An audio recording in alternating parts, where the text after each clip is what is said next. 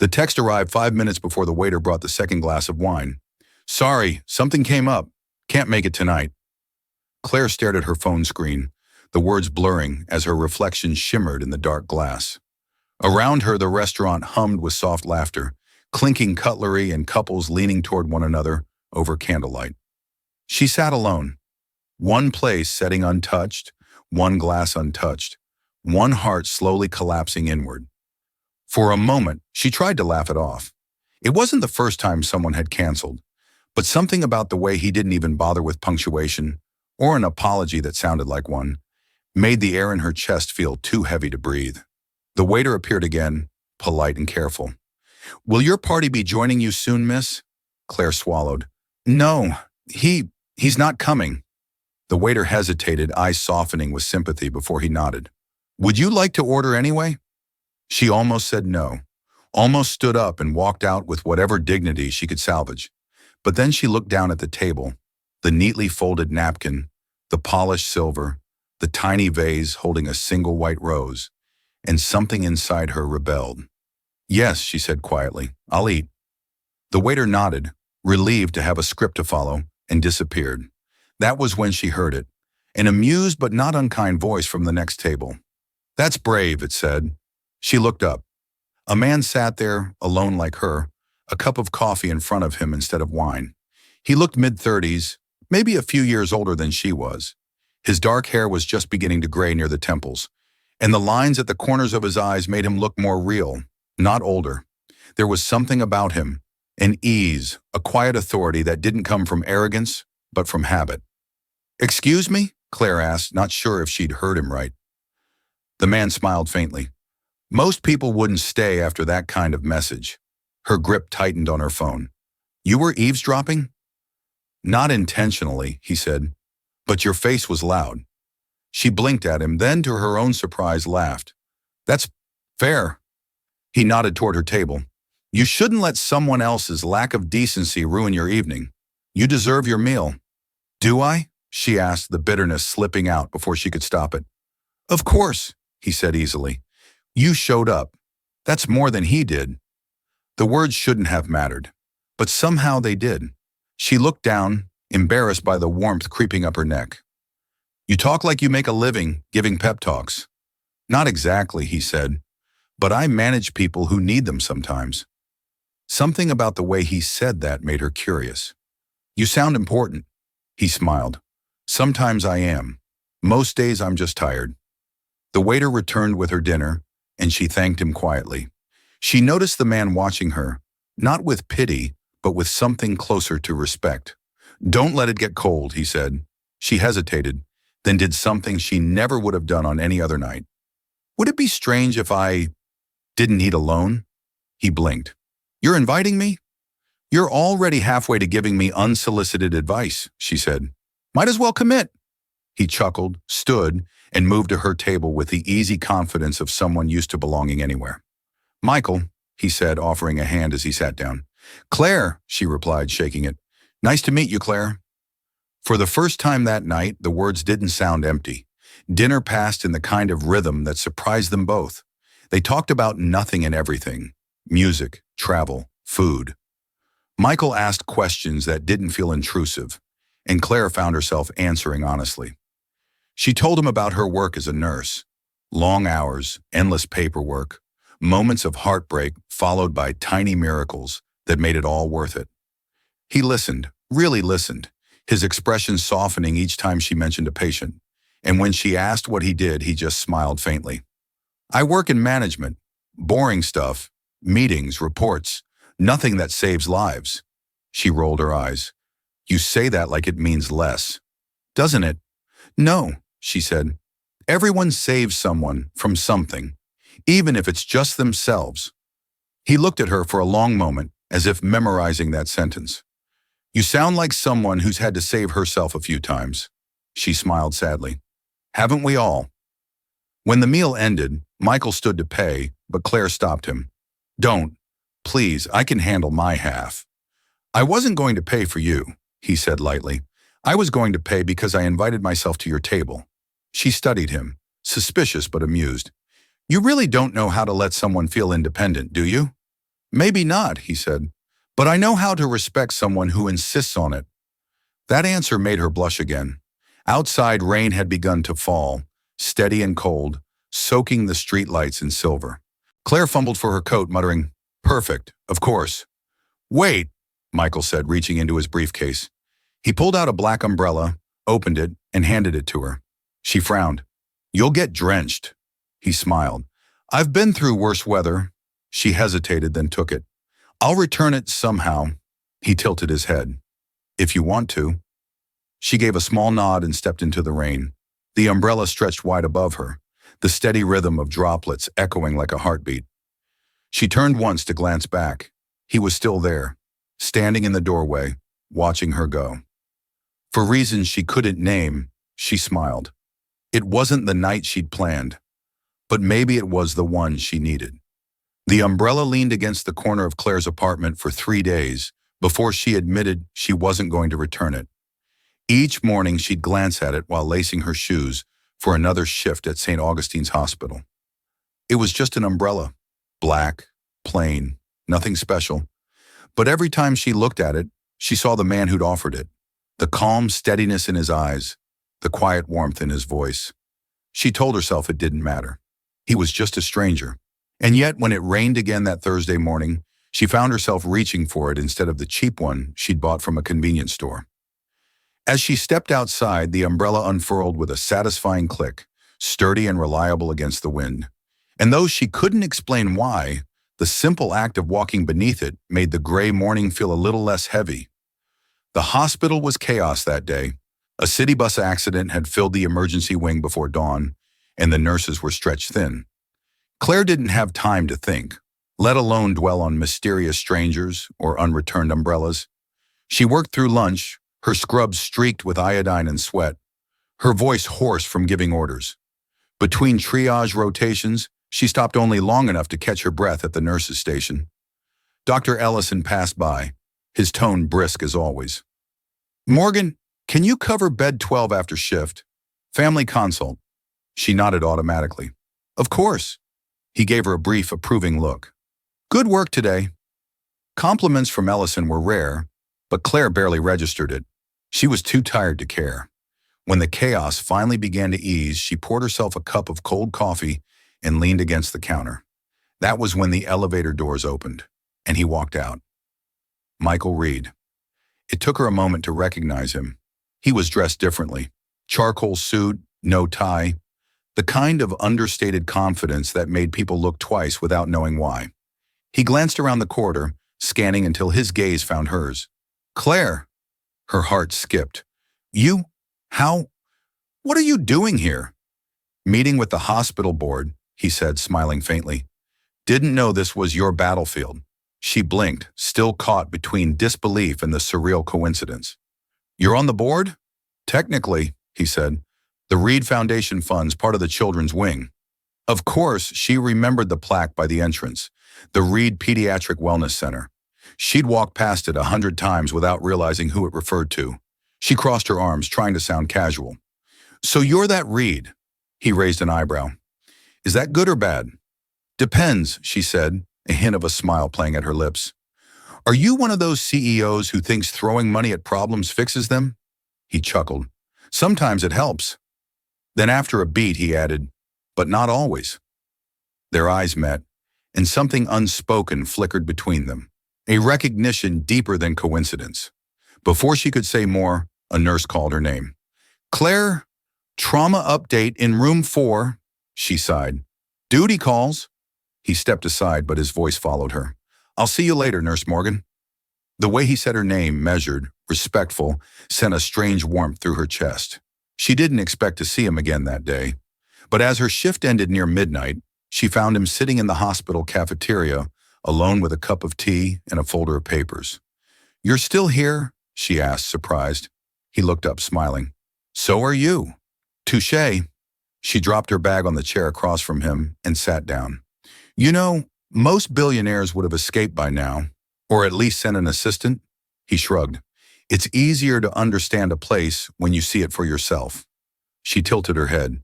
"You say that like you've done this before." "I've learned a lot from the ground up," he said simply. She studied him in silence. There was something about his calmness. It wasn't the detached composure of the wealthy, but the stillness of someone who'd learned to carry too much without showing it. "You surprise me," she admitted. He smiled. "That's good. I hate being predictable." For a while, neither spoke. The cafeteria was nearly empty, save for the hum of vending machines and the faint crackle of the coffee pot. Finally, she said, "I still have your umbrella." "I figured you'd need it," he said. "Forecast's rough this week." She arched an eyebrow. "That's not the point." He leaned back, amused. "Then what's the point?" "That you gave it to me like it was a loan." "Was it?" "I don't know," she said softly. "You didn't say." He studied her, his expression thoughtful. "Then consider it a promise." Her pulse stuttered. "A promise of what?" "That you'll keep walking through storms," he said, "even when no one else shows up." The words hit deeper than she expected. He wasn't flirting. He was reminding her of her own strength, of the quiet resilience she'd almost forgotten. Before she could respond, a janitor announced closing time. Michael stood gathering his folder. "I'll see you again, Claire." "You seem sure of that," she said. He smiled, the corner of his mouth lifting. "I usually am." He left her there, sitting in the dim cafeteria light, listening to the rain beginning again against the windows. And as she reached for her bag, she realized something that made her chest tighten. She wasn't sure if she wanted to return the umbrella anymore. Claire didn't expect to see him again. She told herself the encounter had been coincidence, a strange, fleeting intersection between two lives that existed in completely different worlds. He was Michael Reed, the man whose name was etched in silver across half the hospital's walls. She was just another nurse clocking in 12-hour shifts and surviving on vending machine coffee. Whatever moment had existed between them belonged to the rain, nothing more. At least that's what she kept telling herself. But 3 days later, she found him again. Or maybe he found her. The day had been long even by hospital standards. A flu outbreak had doubled the patient count, and the entire staff was running on fumes. Claire had barely managed to grab a sandwich between charting and patient rounds. By the time she clocked out, her legs felt like concrete and her brain buzzed with exhaustion. She stepped out into the cold evening air, only to see him standing by the main entrance, hands in his pockets. "Do you ever go home?" she asked, startled. Michael smiled, the corners of his mouth lifting just slightly. "I could ask you the same thing." "What are you doing here?" "I had a meeting with the foundation's auditors," he said, shrugging. "It ran late. Thought I'd wait for you." "For me?" she echoed, narrowing her eyes. He nodded. "You left this." He held up a folded piece of paper, a napkin from the cafeteria, with her handwriting on the corner. "Patient list 4B. She'd scribbled it down and left it behind after one of their late-night conversations. "You tracked me down for that?" she said, incredulous. He smiled. "You underestimate how seriously I take returns." She couldn't help laughing. "You're impossible." "Persistent," he corrected. "Want a ride home?" She hesitated. "That's not a good idea." "Because I'm a stranger?" "Because people talk," she said. He tilted his head. "And what would they say?" "That a nurse was seen getting into a billionaire's car." "And they'd be right." Michael smiled faintly. "Then let them be right." She looked away, torn between irritation and something dangerously close to curiosity. "You don't care what people think, do you?" "I used to," he admitted. "Then I realized most people's opinions change the moment they're given something to envy." There was no arrogance in his tone, just a quiet truth. And that honesty, more than anything, disarmed her. She exhaled slowly. "Fine. Just this once." His car was exactly what she expected. Sleek, black, and almost painfully quiet inside. But instead of the sterile scent of luxury, it smelled faintly of rain and cedarwood. He drove in comfortable silence for a while, the city lights flickering across his face. Claire watched him from the corner of her eye, studying the man who somehow managed to make even stillness feel deliberate. Finally, she broke the silence. "You don't seem like someone who does casual favors." "I don't," he said simply. "Then why me?" He glanced at her, eyes steady. "Because you're the first person I've met in a long time who didn't care who I was." Claire felt heat rise to her cheeks. "That's not true." "It is," he said softly. "When I told you my name, you didn't ask for anything. You didn't want anything. Maybe I just don't like rich people, she muttered. He smiled. That would make sense, if you didn't keep talking to one. She couldn't help it. She laughed. And in that laughter, something shifted. Something subtle, almost imperceptible. The tension that had hung between them since that rainy night began to unravel, thread by thread. When he pulled up outside her apartment building, she hesitated before opening the door. Thank you, she said finally. For the ride, he nodded. And the company. She paused, hand on the handle. You didn't have to wait for me, you know. I know, he said, but I wanted to. The honesty in his voice made her heart skip. Before she could respond, thunder rumbled in the distance. Rain began to fall again. Soft at first, then harder, drumming against the windshield. Seems to follow us, she murmured. He smiled. Or maybe it's trying to tell us something. She laughed softly. That's poetic for a man who claims to live in spreadsheets. Even spreadsheets have patterns, he said. Maybe this is one of them. Claire shook her head, opening the door. You really think everything has meaning, don't you? I think people do, he replied. The words lingered long after she'd stepped out into the rain. Later that night, as she changed out of her scrubs, Claire found herself glancing toward the window. The umbrella leaned there again, opened slightly where she left it to dry. She thought of him, his quiet voice, his calm certainty, the way he looked at her as if she were the only thing in a room full of noise. It was ridiculous, she told herself. Men like him didn't look at women like her that way. But when she closed her eyes, she remembered something else. The way he hadn't tried to impress her, the way he hadn't flinched from her exhaustion or sarcasm. It wasn't grand gestures or charming words. It was the silence, the stillness, the sense that he saw her in a world that rarely did. And for the first time in years, she allowed herself to wonder, what if this was more than coincidence? The next morning, a small envelope was waiting outside her door. Inside was a single note in clean, careful handwriting. Coffee? Saturday morning? I owe you a proper conversation. No rain this time. Claire stared at it for a long time before smiling. She didn't know if she would go, but she folded the note carefully, set it beside the umbrella, and thought, maybe some promises are meant to be kept. Saturday came faster than Claire expected. All week, she told herself she wouldn't go. That meeting Michael again would blur the lines she'd drawn between her world and his. But Saturday morning arrived with sunlight filtering through her curtains and the faint smell of rain on the air, a quiet reminder of him, and her resolve wavered. By the time she reached the cafe, she was late. She almost turned back when she saw him sitting by the window, reading something on his phone. But then he looked up. Michael smiled, that small, unhurried smile that made the rest of the room fade. You came. I almost didn't, she admitted, sliding into the chair opposite him. Then I'm even more glad you did. The waitress brought 2 coffees without being asked. Claire raised an eyebrow. Habit, Michael said. I ordered for both of us. Black with 1 sugar, right? She stared at him. You remembered. I remember a lot of things, he said. It was too early in the morning for her heart to skip like that. But it did anyway. They talked for an hour. About work, the weather, the strange comfort of small routines. Michael had a way of speaking that wasn't rushed. Every word felt chosen, but never rehearsed. Claire told him about her patience, the small victories, the heartbreaks, the bureaucracy that made everything harder than it should be. He listened like no one else did, not with sympathy, but with respect. You care too much, he said finally, his voice soft but certain. Is that supposed to be a flaw? He shook his head. It's rare.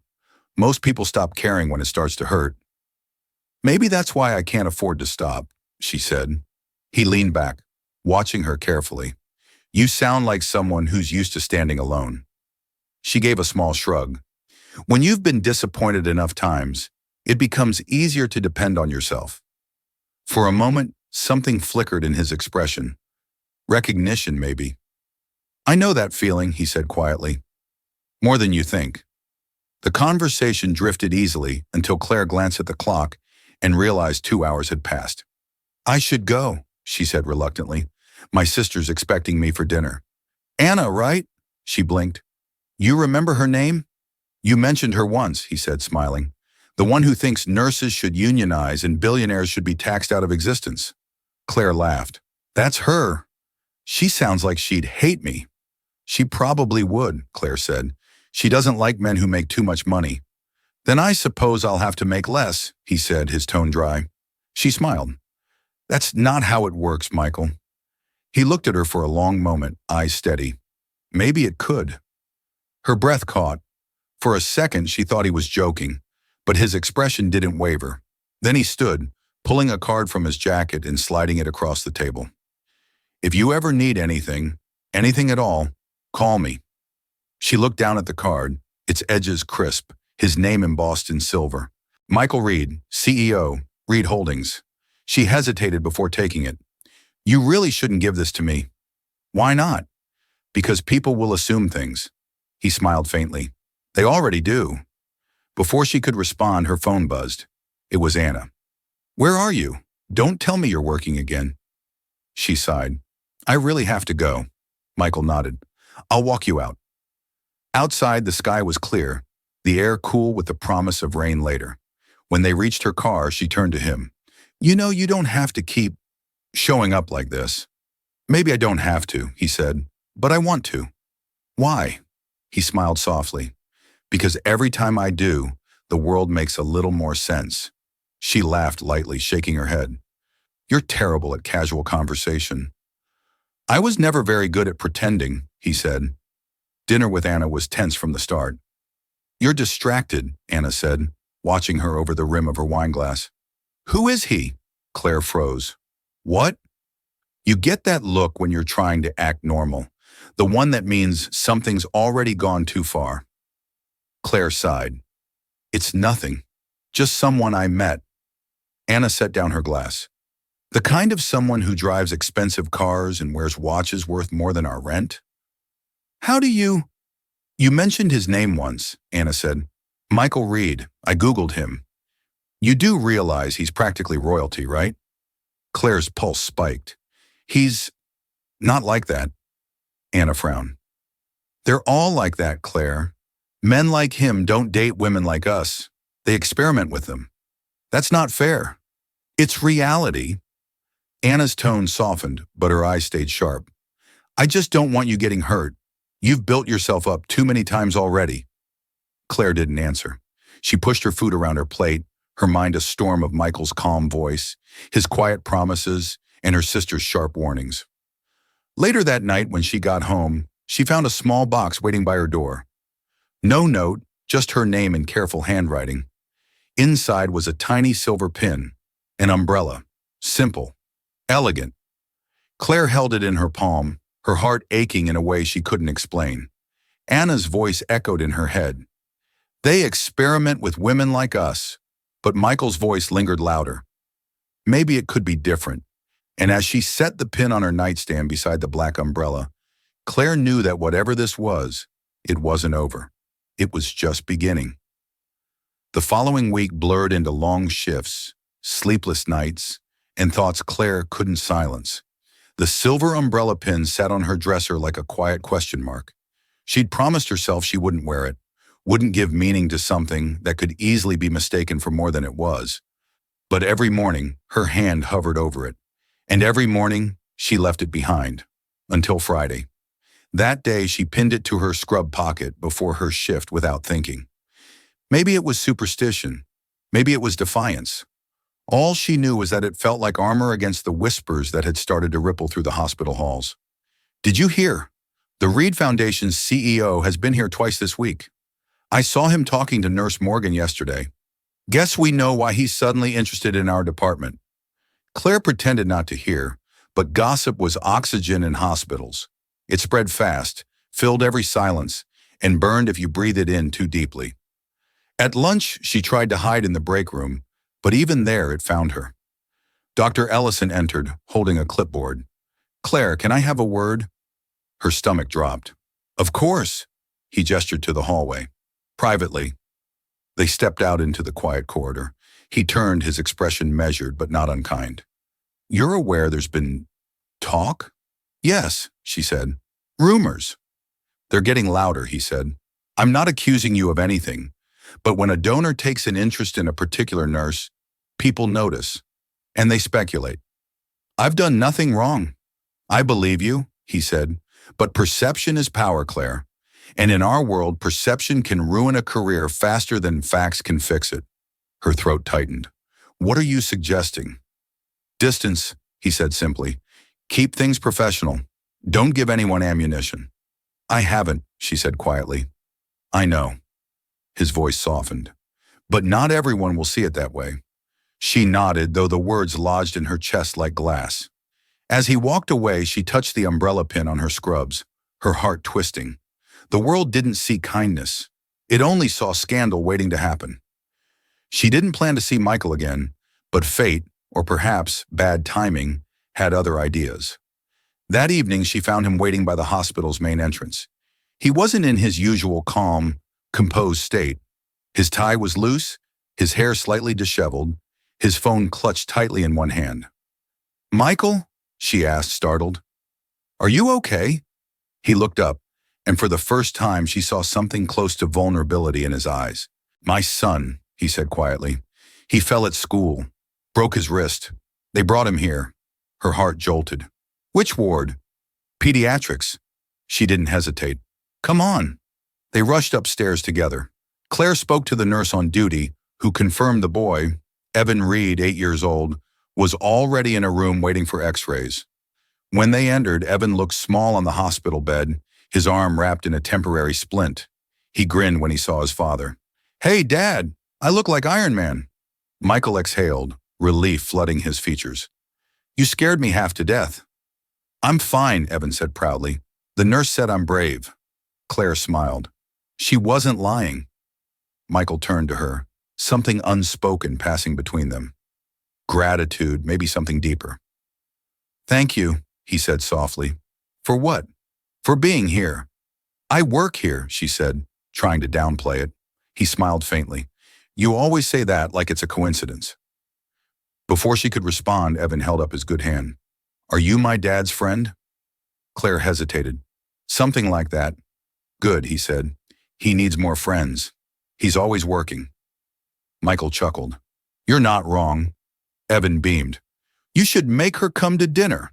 Claire laughed, but Michael's expression turned thoughtful. "Maybe I will." After Evan was settled and his arm casted, Claire walked Michael to the lobby. The tension between them had shifted. No longer careful, but raw, human. "He's a great kid," Claire said quietly. "He's my anchor," Michael replied, "and the reason I can't afford to make mistakes." She glanced at him. "Is that what I'd be? A mistake?" He stopped walking.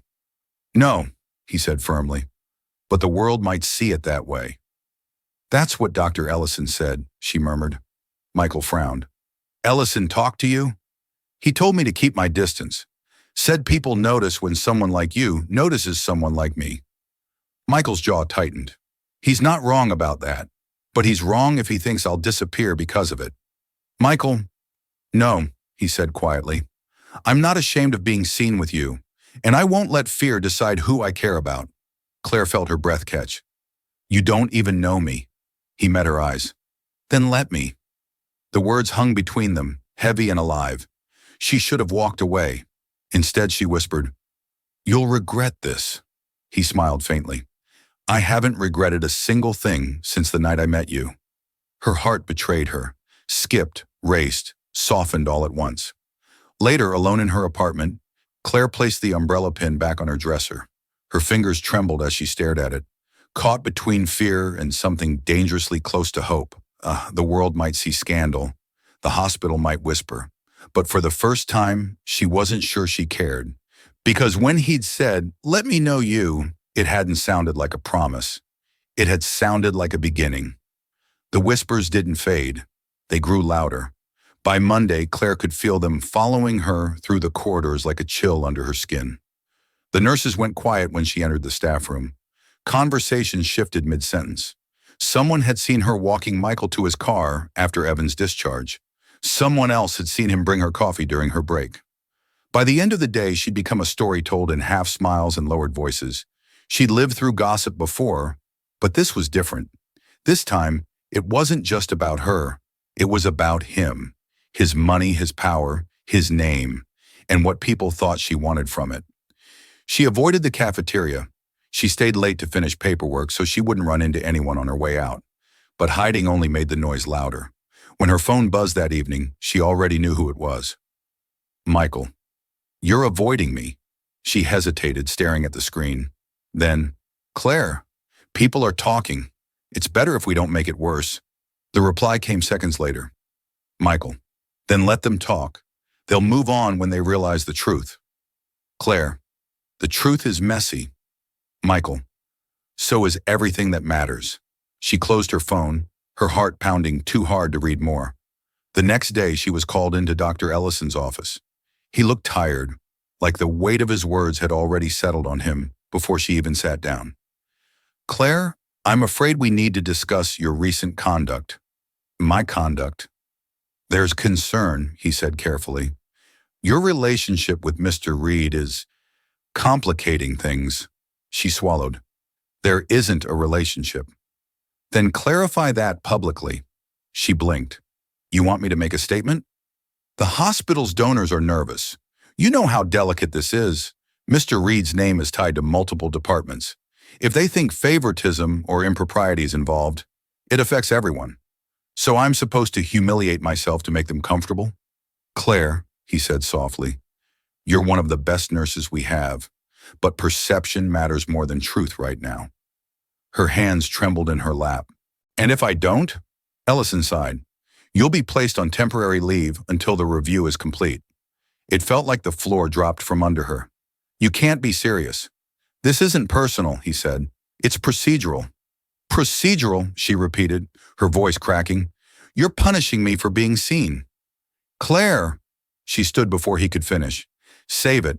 I know how this looks, and I know who it looks bad for. When she left his office, the hallway seemed to tilt. The walls felt too close, the air too thin. She walked straight past her locker, straight past the curious glances, straight out into the rain. Michael found her hours later, sitting on a bench across from the hospital entrance, soaked to the bone. He didn't speak right away, just sat beside her, his umbrella tilted so it covered her shoulders more than his. You shouldn't be out here, he said softly. Neither should you, she replied. I heard. Of course you did, she said bitterly. You probably heard before I did. He didn't deny it. I tried to stop it. By doing what? Buying me a defense? By calling the board myself. She turned to him, anger flashing through the exhaustion. That only makes it worse, Michael. They already think I'm some kind of… She stopped herself, her throat tightening. He looked at her steadily. Some kind of what? Someone who doesn't belong in your world, she said quietly. And maybe they're right. Don't do that, he said sharply. Don't let them decide who you are. Easy for you to say, you get headlines, I get rumors. Then I'll take the blame.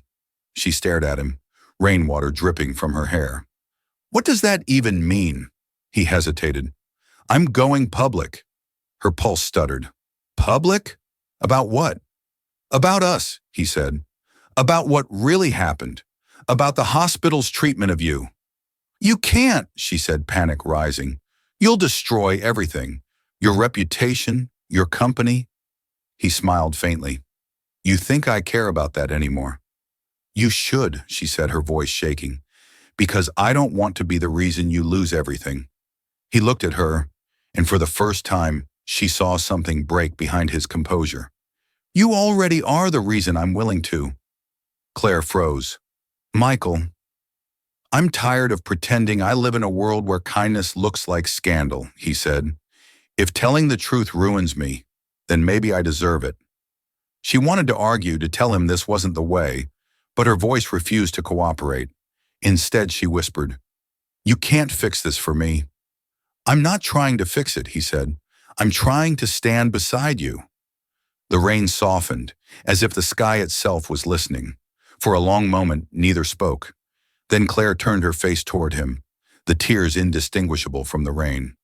Then let me stand beside you too, she said quietly, but not in secret anymore. He blinked, surprised. If you're going to tell the truth, she said, then I'll tell it with you. Michael's hand found hers under the umbrella, fingers cold but certain. Are you sure? No, she said honestly, but I'm done being afraid. He smiled, the kind that held both pride and sadness. Then we'll face it together. The next morning, headlines exploded across the city. Billionaire CEO defends suspended nurse. She's not my scandal. Michael Reed speaks out. Hospital integrity in question. Claire sat in her apartment, coffee growing cold as she watched him on the screen, standing at a press podium, composed and unflinching. Her name is Claire Morgan, he said, voice calm but unyielding. She's one of the best nurses in this city. And if integrity costs us our reputation, then maybe we've forgotten what real honor looks like. Claire pressed a trembling hand to her mouth, half in awe, half in terror. He had done it. He had turned the noise into truth. And she realized, with a clarity that left her breathless. This wasn't just his fight anymore. It was theirs. The world didn't know what to do with Michael Reed's honesty. Some called him reckless, others called him brave. But everyone was watching. For the first time, the billionaire's press conferences weren't about profit forecasts or philanthropy. They were about a nurse named Claire Morgan and the truth that had been buried under gossip. The media dissected every word, every pause. Analysts debated whether his confession was romantic, foolish, or a calculated PR stunt. The internet turned their faces into headlines, their names into trending hashtags. Claire stayed inside for 3 days, her phone buzzing nonstop with calls she didn't answer. Her face was suddenly everywhere. On news feeds, tabloids, morning shows, strangers were arguing about her life over coffee. Who is she? Why her? Some people defended her. Others tore her apart. But the only thing that mattered was what came next. On the 4th day, she returned to the hospital. The walk from the parking lot to the front doors felt endless. Conversations stopped as she passed. A few people looked away. Others nodded respectfully. It wasn't pity in their eyes this time. It was uncertainty, curiosity, even admiration. Dr. Ellison was waiting for her outside the break room. "Claire," he said, relief softening his voice, "you shouldn't have come back yet." She squared her shoulders. "This is my job." "I know, and after everything that's happened, it's still your job. The board reinstated you this morning." Her breath caught. "They what?" "They didn't have a choice," Ellison said, his tone unreadable. "Public opinion's turned. People are demanding transparency. And honestly, after what he said about you, no one wants to be seen as the villain." Claire swallowed hard. "I didn't ask him to do that." "I know you didn't," Ellison said. "That's what makes it matter." He paused, his expression softening. "You should know. Some of us are proud of you." The words hit her harder than she expected. For weeks, she'd been holding herself together with pure willpower, but hearing that undid her. "Thank you," she managed. As she turned to leave, he added quietly, "He meant every word, you know. You can see it when he talks about you." She didn't respond, but her heart did. By afternoon, she found herself standing outside Michael's office. The Reed Foundation headquarters looked different now. Less like a fortress, more like a place with its walls lowered. His assistant smiled knowingly as she let Claire in. "He's been waiting for you." When Claire stepped into the office, Michael was by the window, looking out over the city skyline. The air between them was heavy with everything left unsaid. "I didn't know if you'd come," he said without turning. "I didn't know if I should," she replied. He finally faced her. "You saw it. The press conference?" she asked. "The entire world saw it." He smiled faintly. "Then it worked." "Worked," she repeated incredulous. "You turned both of our lives into a spectacle." "Maybe," he said softly, "but now the truth is louder than the lies." She shook her head. "Michael, you can't fight the world every time it decides it knows me." "Then let it try," he said, "but not without hearing me first." Claire exhaled sharply, her frustration tangled with gratitude. "You could have lost everything." "I did lose something," he said, walking toward her. "I lost the part of me that cared more about reputation than reality." She looked at him, torn between anger and awe. "You really believe that, don't you?" "I believe in you," he said simply. The words landed like a soft collision, quiet but powerful. For a moment, neither of them spoke. The city outside hummed, indifferent to the chaos they'd survived. Finally, she said, "You made it sound like we're something." He hesitated. "Aren't we?" She froze. Michael, I'm not asking for an answer, he said quickly. Not yet. I just needed people to know that you're not a rumor. You're the reason I started seeing clearly again. Her pulse quickened. That's a lot to put on someone. I know, he admitted, smiling faintly, but I've never been good at halfway. They walked together through the Foundation's hallways after that, his employees nodding, whispering, pretending not to stare. It was surreal but somehow grounding. In one of the meeting rooms, a group of staff members was reviewing community proposals for the hospital. Claire paused, glancing at the charts on the wall. What's all this? Expansion plans, he said. New funding for patient support, scholarship programs for nurses, free clinics in low-income neighborhoods. You inspired it. She blinked. I what? He smiled.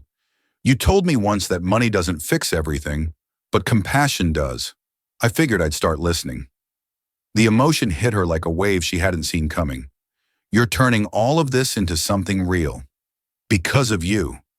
She didn't trust her voice enough to speak. That night, when she finally left the building, the sky was fading from gold to deep violet. Michael walked her to her car, his coat draped over one arm. You know they'll keep talking, she said quietly. Let them, he replied. We'll give them something worth talking about. Claire turned to him, smiling despite herself. You really don't quit, do you? Not when something matters. They stood there in the cool twilight, the air between them charged with something unspoken but undeniable. Michael, she said softly, I don't know what this is, or what it's supposed to become. He took a step closer, his voice low. It doesn't have to be anything yet, it just has to be honest. Her breath hitched. And what if honesty hurts? He smiled gently. Then we'll face that too. The wind shifted, carrying the faint smell of rain again. Claire looked up at the darkening clouds, then back at him. Seems the rain always finds us. He met her gaze, his tone warm and certain. Maybe that's how we know it's real. And when she walked away, she realized she wasn't running anymore. She was walking towards something. The world moved on, but Claire's didn't. Not yet. The chaos had settled into something quieter, less like a storm and more like the echo it left behind. People still whispered, but not with malice. Her patients smiled when they saw her again. Some even thanked her for speaking up, as though her courage had given them permission to stop hiding their own struggles. Still, each morning she wondered what price Michael was paying for his defiance. He'd vanished from the headlines almost as quickly as he'd entered them. The board had accepted his resignation, effective immediately. His company, now under new leadership, released a sterile statement thanking him for his years of visionary service. He'd walked away from everything, without fanfare, without regret. Claire hadn't seen him since. It was a Wednesday evening when he showed up again. She was charting in the empty nurses' station when she felt it. That stillness that followed him like a shadow. When she looked up, he was standing there in the doorway, no suit this time. Just a white button-down rolled at the sleeves, his expression unreadable but soft. You should stop sneaking into hospitals, she said before she could stop herself. I didn't sneak, he said. I signed in like everyone else. She arched an eyebrow. You're not everyone else. I'm trying to be, he said. Her chest tightened. Michael, what are you doing here? He stepped closer, hesitating before speaking. I needed to see you, she swallowed. Why? Because I've been trying to figure out who I am without all the noise, and every time I strip something away, you're what's left. Her pulse stumbled. That's a dangerous thing to say. I've said worse, he said lightly, but his eyes were serious. I walked away from everything, Claire. My position, my fortune, every piece of armor I thought made me who I was, and I'm still standing. She blinked, unsure whether to be angry or amazed. You make it sound so simple. It's not, he said, but I'd do it again. Why? He smiled faintly. Because the world I built didn't make room for anything real. You did. Her throat tightened. You can't build your new life around me. I'm not, he said quietly. I'm just starting it near you. Later, they walked outside into the night air, the city lights shimmering across puddles left from the afternoon rain. The air was cool, gentle, alive. Did you mean it? Claire asked finally. You really resigned? He nodded. I did, it was overdue. And you're okay? He looked up at the skyline, thoughtful. For the first time in years, I don't have to pretend to be fine. I can just be. She studied him. You sound almost peaceful. He smiled. Maybe I'm learning from you. That's a terrible idea, she said, laughing softly. He chuckled. Maybe, but I can't think of anyone better to learn from. They stopped near the small park across the street. Claire sat on a bench and he joined her. For a while they said nothing. The world hummed quietly around them. Traffic, laughter, the faint sound of a saxophone from a street corner musician. Finally, Michael spoke. Do you ever regret it? That night? The umbrella? The dinner? All of this? Claire thought about it for a long time before answering. I don't regret meeting you. I regret being afraid of what it meant. He nodded slowly. Fear's louder when it's honest. She glanced at him. Is that something you just came up with? Or did it come from one of your expensive leadership seminars? He laughed softly. Maybe both. Then his tone shifted, quieter. You were right, you know. The world did punish me, but losing what I built didn't feel like loss. It felt like release. She looked down at her hands. You shouldn't have had to lose everything to find peace. Maybe not, he said, but if I hadn't, I wouldn't be sitting here. Claire felt the weight of his words, the sincerity behind them. For so long, she'd seen herself as a passenger in his story, the woman caught in someone else's storm. But now, sitting beside him, she realized the truth. They'd both been lost, and somehow in all the noise, they'd found each other. When the rain began again, soft and warm, neither of them moved. Michael reached into his coat pocket and pulled out a small, folded object. It was the umbrella she'd returned weeks ago, slightly frayed at the edges. I kept it, he said. She smiled faintly. You're sentimental. Just about this, he said, and you. She took a slow breath. You're not supposed to say things like that. I'm not supposed to do a lot of things, he said, but I'm tired of rules that keep me from saying what's true. He stood then, holding out the umbrella. The rain beaded across its surface, catching the glow of the streetlights. Come on, he said. Let's walk. She hesitated, then rose, stepping under the umbrella beside him. Their shoulders brushed, the air between them charged with something unspoken but undeniable. They walked in silence, the city wrapping around them in light and motion. The world didn't stop. It just slowed, long enough for them to exist in it, side by side. When they reached her apartment building, she turned to him. You really don't quit, do you? He smiled. Not when something feels right. Michael, she said softly, what happens next? He looked at her, his eyes reflecting both the rain and the quiet certainty she'd come to recognize. Next, we build something honest. Together. However it looks. Her breath caught. That's not an easy promise. He nodded. Then it's worth making. The rain fell harder now, but neither of them stepped away. The world had already seen their story, rewritten it, judged it. But this part was theirs alone. She smiled faintly, eyes glistening. I guess we're still walking through storms. He reached for her hand. Good thing we've got an umbrella. And as they stood beneath it, the city shimmering around them, Claire realized something profound. Peace didn't come from silence. It came from surviving the noise and choosing, every day, to stand in the rain anyway. Spring brought color back to the city and to Claire's life. The hospital's pace hadn't slowed, but the air felt different now. Her co-workers greeted her with smiles that no longer carried pity or judgment, just quiet acknowledgement. For the first time in months, she walked through the halls without feeling like she was being watched. Michael's name had stopped trending, replaced by newer stories and louder scandals. He was free of the noise he'd walked away from, and he'd kept his promise to build something new. It started as an idea scribbled on a napkin, a foundation that provided free healthcare to underprivileged families, funded not by profit, but by purpose. Now, only a few months later, it was real, and he wanted her to help run it. Claire stood in the middle of the new clinic's lobby on its opening morning, watching as patients filtered in through the glass doors. The building still smelled faintly of fresh paint and hope. Michael appeared beside her, adjusting the cuff of his shirt. It's strange, he said softly. I used to measure success by how high my company's stock went. Now I measure it by how many people show up here. She smiled. That's a better kind of wealth. He looked at her then, something warm and steady in his eyes. You're the reason this exists. Don't give me that credit, she said quickly. You're the one who made it happen. He shook his head. No, you showed me what mattered. I just followed the lesson. The sincerity in his tone caught her off guard. It still amazed her how effortlessly he could disarm her with truth. Before she could reply, a small boy tugged at her sleeve. A patient, clutching a stuffed bear with one arm wrapped in a sling. Miss Claire, are you a doctor? She smiled, kneeling down. No, sweetheart, I'm a nurse. He thought for a second. That's better. My mom says nurses fix everything. Michael laughed quietly behind her, and Claire's heart softened in a way words couldn't touch. When the boy ran off, she stood again, brushing a stray hair from her face. You see, Michael said, you're already everyone's hero.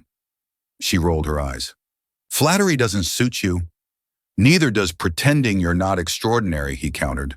She turned toward him, ready to argue, but the look in his eyes stopped her. It wasn't flirtation or admiration. It was faith, the kind of belief she hadn't known how to accept before. By afternoon, the clinic's first day was winding down. The lobby had grown quiet, sunlight slanting through the windows in golden streaks. Claire sat on one of the benches, exhausted but content, while Michael handed out bottled water to the last few volunteers. When he joined her, she smiled. You didn't have to work this hard. After everything you've done, I owed it to you. You don't owe me anything. Then I'll call it gratitude, he said. They sat in companionable silence for a while, listening to the muffled hum of the city outside. Finally, Claire spoke. I used to think peace was something you had to earn, something that came after the chaos stopped. And now? She smiled faintly. Now I think it's something you build, piece by piece, even while the world keeps spinning. He looked at her, his expression softening. You've built a lot more than peace. What do you mean? He hesitated. You've built a place where I belong. The words hit her harder than he probably intended. She looked away, her chest tightening. You've always belonged somewhere, Michael. Maybe, he said quietly, but not like this. Later that evening, they walked through the city park near the clinic. The cherry blossoms had begun to bloom, their petals scattering in the wind like whispers of color. The air smelled faintly of rain and new beginnings.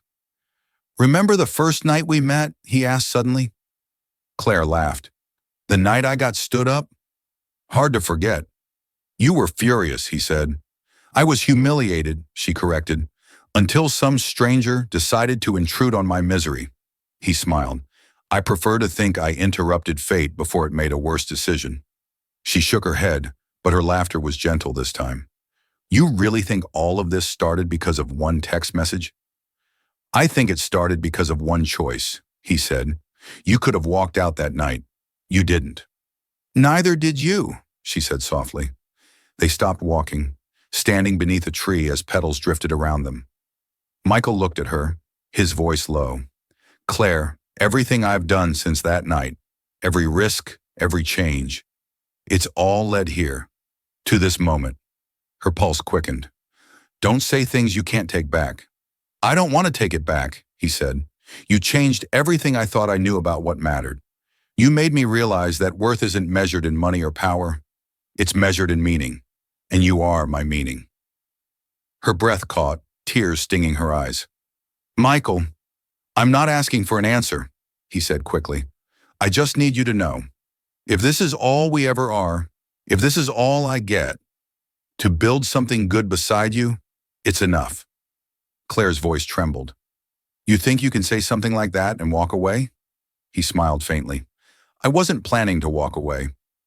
The silence between them was tender, the kind that didn't demand to be filled. Then softly she reached for his hand. You once told me storms don't last forever. I remember. She smiled through the tears that had finally escaped. You were right, but sometimes after the storm, there's someone still standing beside you. He looked down at their joined hands, and sometimes that's the part that matters most. They stood there until the sun dipped below the horizon, the last of the petals falling around them like rain. And when Claire leaned her head against his shoulder, she realized something simple and certain. She wasn't walking through the storm anymore. She was walking out of it. The city woke to the sound of rain again, as if the weather had been waiting for a fitting ending. Claire stood by her apartment window, watching droplets race each other down the glass. She used to hate mornings like this. The gray, the heaviness, the way the world seemed to hold its breath before moving again. But now rain had a different meaning. It was the thread that had connected her to Michael from the beginning. Every storm since that night felt less like a burden and more like a reminder. Today was special. She pulled on her jacket, checked her bag, and smiled faintly at the umbrella leaning by the door, the same one he'd given her months ago.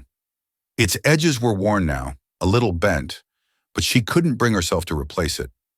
Some things weren't meant to be perfect. They were meant to be kept. When she arrived at the clinic, the lobby was already buzzing.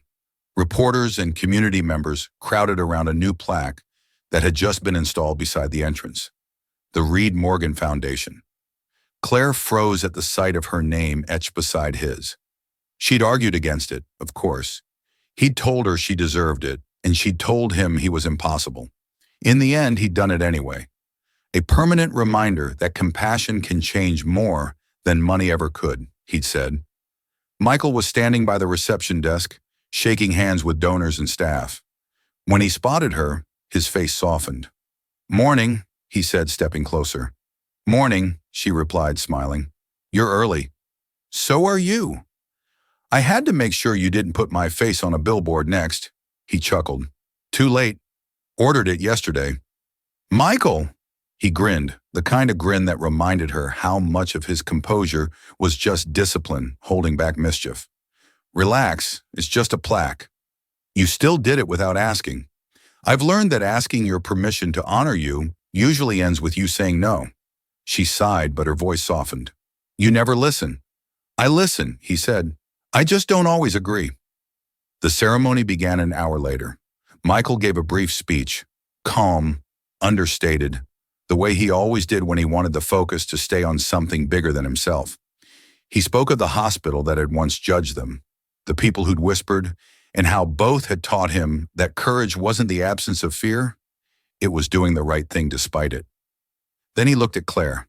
"And this foundation," he said, his voice steady but his eyes warm, "exists because one person refused to give up on kindness, even when the world tried to turn it into shame. Claire Morgan reminded me that empathy is strength. She saved my son's faith in goodness, and she saved mine." Applause followed, loud and genuine. Claire felt her throat tighten as she smiled at him across the room. When the event ended and the guests began to leave, Michael found her by the window overlooking the city. The rain had stopped. Sunlight was breaking through the clouds. "You didn't have to say all that," she said quietly. "I didn't have to," he said. "I wanted to." "You make me sound like some kind of saint." "You're not," he said, smiling. "You're better. You're real." She rolled her eyes, but her voice trembled when she spoke again. "You really don't know how to take the easy route, do you?" "I tried it once," he said. "Didn't suit me." They left the building together later that afternoon, the sidewalk still glistening with leftover rain. Michael offered her his arm, and she took it without hesitation. They walked in silence for a while, the city alive around them, car horns, laughter, the hum of people moving on with their own stories. Eventually, Claire said, "Do you ever miss it?" "Miss what?" "The life you had before, the power, the attention." He thought for a moment. "Sometimes I miss the illusion of control, but not the emptiness that came with it. And now? Now I have he said, gesturing at the street, the clinic behind them, the world moving forward. And I have you. That's enough." She looked up at him, smiling softly. "You make it sound so simple." "It is," he said. "Complicated people just forget that." A light drizzle began again, soft and persistent. He pulled the old umbrella from her hand and opened it over both of them. "You know," she said, amused, "I should have known this would end in the rain." He grinned. "Everything worth remembering does." They stopped by the park where they'd once sat together under those same clouds, the city lights flickering to life around them. The cherry blossoms had returned, scattering petals into the wet air. For a moment, it felt like time itself had paused, past and present meeting in a quiet circle. Claire took a deep breath, and then looked up at him. You changed everything, Michael. He shook his head. You did. I just followed. She smiled. Then maybe we changed it together. Together, he repeated softly. He reached for her hand then, not as an impulsive gesture, but as something natural, something inevitable. Their fingers fit easily, like they had always belonged there. Claire felt peace settle over her like the rhythm of the rain. Gentle, steady, certain. For the first time in her life, she wasn't waiting for something to go wrong, or for the storm to pass. She'd already survived it. Now, all that was left was living. That evening, as they stood beneath the umbrella, Claire laughed when a gust of wind nearly blew it from his grip. You know, she teased, this thing's falling apart. Michael looked at it, then at her. Good thing we know how to fix things, she smiled, or at least hold them together. Same thing, he said, and as the sky shifted from gray to gold and the city moved steadily around them, Claire realized that every step they'd taken, through the rain, through the noise, through the fear, had led them here. Not to perfection, not to a fairy tale, but to something honest, something whole, something theirs.